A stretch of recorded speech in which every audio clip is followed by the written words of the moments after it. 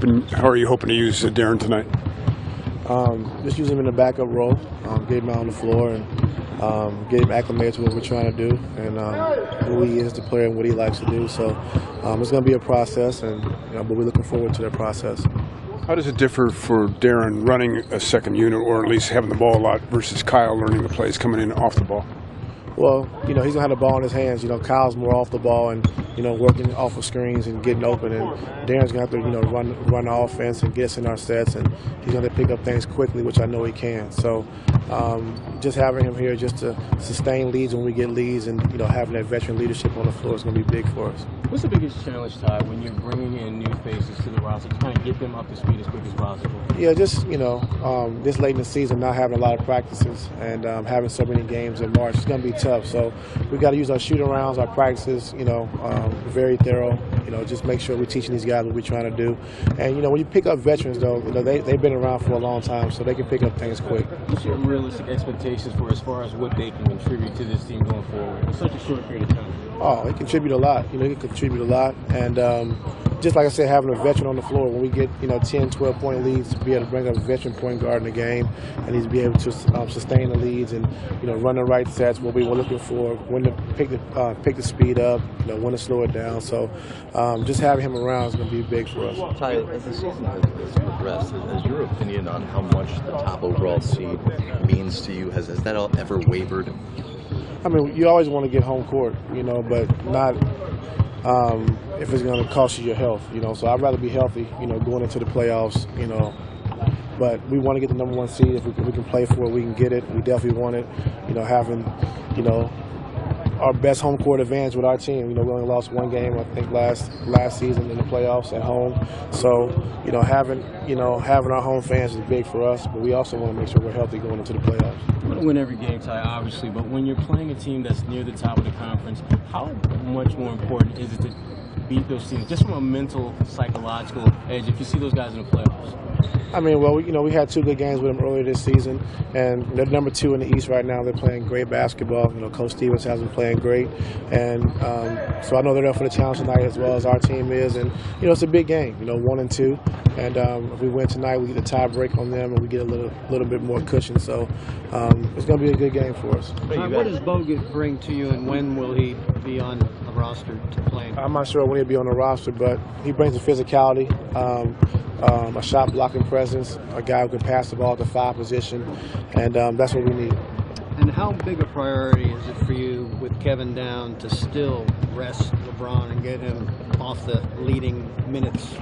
Minutes don't bother me. I mean, we don't practice, so he saves his legs. We're smart with that, and he says he feels good, his body feels good, and he knows where he wants to be at minute-wise. So, 37 minutes a game is, not a lot to me, but it is, I guess, to the rest of the world that y'all go crazy over. But he feels good, and in March, we take care of business. He's going to get those games where he's going to get rest, and he'll be okay. You have to get everybody healthy and get the new guys in uniform. But how can you compare this collection of talent, this depth, to the team that you've had the last 2 years? It seems like it could be a lot deeper than what you've been working on.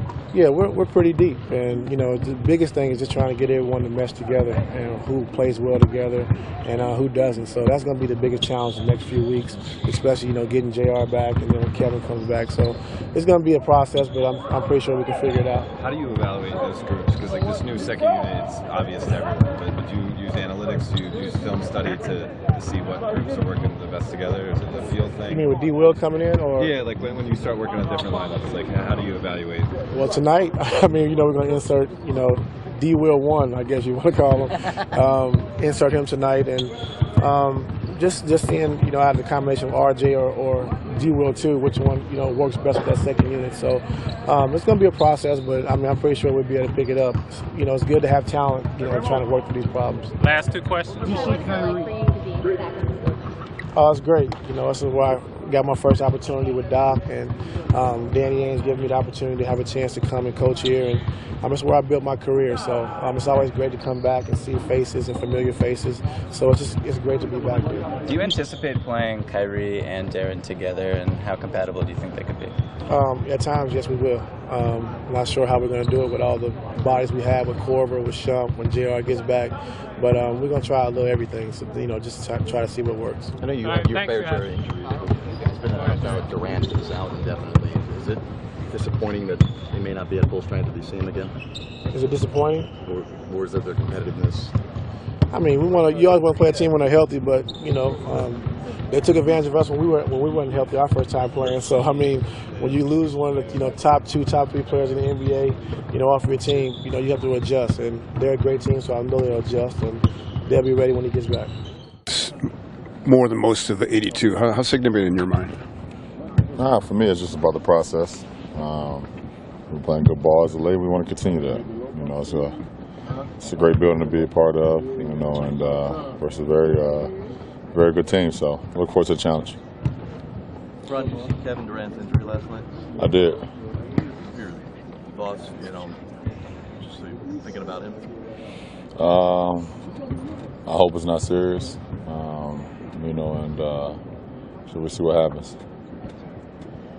A compliment I hear the Celtics get often is that they play harder every night than most teams. Do you agree with that? Do they play harder than the rest of the NBA?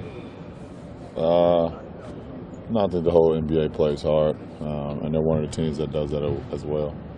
So it's always competitive every night you step on an NBA court. Ron, you got a chance to be around Coach Stevens during the All-Star game. What did you learn about him as a coach, as a person?